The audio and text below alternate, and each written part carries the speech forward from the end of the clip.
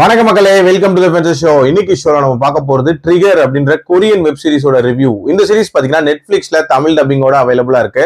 மொத்தமா 10 எபிசோட்ஸ் இருக்கு. ஒரு எபிசோடுமே ஆவரேஜா 50 மினிட்ஸ் டியூரேஷன்.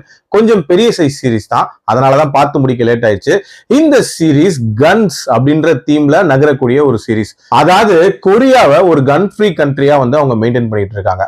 அதே நேரத்துல அங்க இருக்கக்கூடிய மக்களுக்கு பாத்தீங்கன்னா மன அழுத்தம் அப்படின்றது ரொம்ப அதிகமா இருக்கு. ஒருத்தரும் ஒரு இடங்கள்லயும் வந்து கடும் கோபத்துக்கு உள்ளாக்கப்படுறாங்க. அதை வந்து அவங்க கண்ட்ரோல் பண்றதுல அவங்களுக்கு பிரச்சனை இருக்கு.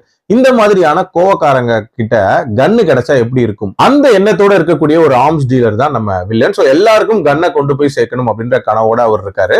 அதே நேரத்துல இதை தடுக்கிறதுக்கான முயற்சிகள்ல ஈடுபடுறாரு நம்ம ஹீரோ. இவர் வந்து ஒரு எக்ஸ் ஸ்னைப்பரா இருந்திருப்பாரு, பிரசன்ட்ல போலீஸ் டிபார்ட்மெண்ட்ல இருப்பாரு. சோ இதுல யாருடைய எண்ணம் நிறைவேறுது அண்ட் டுவர்ட்ஸ் என்ன ஆகுது அப்படின்றத இந்த சீரீஸ்ல காட்டியிருப்பாங்க. ட்ரிகர் அப்படின்ற அந்த டைட்டில் இந்த சீரீஸ்க்கு பயங்கர ஆப்டான டைட்டில். அதாவது கன்ல இருக்கிற ட்ரிகர் அப்படின்றத தாண்டி மனிதர்களுக்குள்ள இருக்கக்கூடிய அந்த ட்ரிகர் பாயிண்ட் இருக்கும்ல, அதாவது மனசுக்குள்ள வச்சிருக்கக்கூடிய அந்த கோபத்தை ஒரு பர்டிகுலர் பாயிண்ட்ல வெளிப்படுத்துறது அப்படின்றது இருக்குல்ல, அதை இவங்க ரொம்ப நீட்டா எக்ஸ்ப்ளோர் பண்ணிருப்பாங்க. அதுக்கு ஏத்த மாதிரி டிஃப்ரெண்ட் கேரக்டர்ஸை கிரியேட் பண்ணிருப்பாங்க. உதாரணத்துக்கு கவர்மெண்ட் எக்ஸாமுக்கு ப்ரிப்பேர் பண்ணக்கூடிய ஒரு நபர், அவருக்கு என்ன மாதிரியான பிரச்சனைகள் ஏற்படுது அப்படின்ற மாதிரி ரொம்ப நீட்டா காட்டியிருப்பாங்க. அதே மாதிரி ஸ்கூல்ல புல்லிங்க்கு ஆளாக்கப்படுற ஒரு பையன், அவனுக்கு அந்த ட்ரிகர் பாயிண்ட் எப்ப வருது இப்படின்றது எல்லாமே ரொம்ப நீட்டா காட்டப்பட்டிருக்கும். இவங்கெல்லாம் கூட நல்லவங்க லிஸ்ட்ல சேர்த்துடலாம்.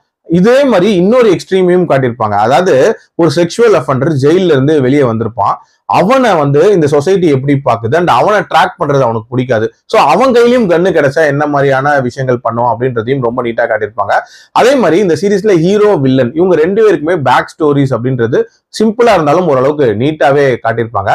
கிட்டத்தட்ட என்னை அறிந்தால் மாதிரி தான் ஒரு மெல்லிய கோடு ஒண்ணு இருக்கும். அந்த கோட்டுக்கு இந்த சைடு யார் நிக்கிறா, அந்த சைடு யார் நிக்கிறா அப்படின்ற மாதிரியும் காட்டியிருப்பாங்க. அதே மாதிரி இந்த சீரீஸோட கன் ஃபைட்ஸ் அப்படின்றதெல்லாம் ரொம்ப நீட்டாவே எடுக்கப்பட்டிருக்கும். ஆனா ஃபைட்டிங் சீக்வன்சஸ் அப்படின்றது ரொம்ப கம்மி தான் இந்த சீரீஸ்ல. பிரதானமா என்ன காட்டியிருப்பாங்கன்னா அந்த ஆங்கர் இஷ்யூஸ் அண்ட் அந்த ட்ரிகர் பாயிண்ட்ஸ் எக்ஸ்ப்ளோர் பண்றது, இந்த மாதிரியான விஷயங்களை தான் ஃபோக்கஸ் பண்ணி காட்டியிருப்பாங்க. அண்ட் டுவர்ட்ஸ் எண்ட் ஓரளவுக்கு நீட்டா தான் முடிச்சிருப்பாங்க.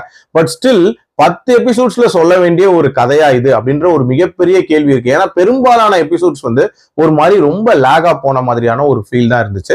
இன்னுமே கண்டிப்பா கிறிஸ்பா பிரசன்ட் பண்ணியிருந்திருக்கலாம். ஓவரால் என்ன பொறுத்த வரைக்கும் ஒரு வித்தியாசமான கான்செப்ட், பட் இன்னுமே எங்கேஜிங்கா பிரசன்ட் பண்ணியிருந்திருக்கலாம். என்னோட ரேட்டிங் இந்த சீரிஸ்க்கு 3/5. பட் இதை பாக்குறதுக்கு ஒரு பொறுமை தேவை, அதை மைண்ட்ல வச்சுக்கோங்க. அடல்ட் கண்டென்ட்டை பொறுத்த வரைக்கும் இதுல பெருசா அடல்ட் சீன்ஸ் அப்படின்றதெல்லாம் இல்ல, ஒரு சில இடங்கள்ல தான் இருக்கும். பட் பெரும்பாலான இடங்கள்ல கெட்ட வார்த்தைகள் அப்படின்றது இருக்கும். சோ அதுக்கு ஏத்த மாதிரி பிளான் பண்ணிக்கோங்க. மீண்டும் அடுத்த விமர்சனத்தில் சந்திக்கிறேன். நன்றி, வணக்கம்.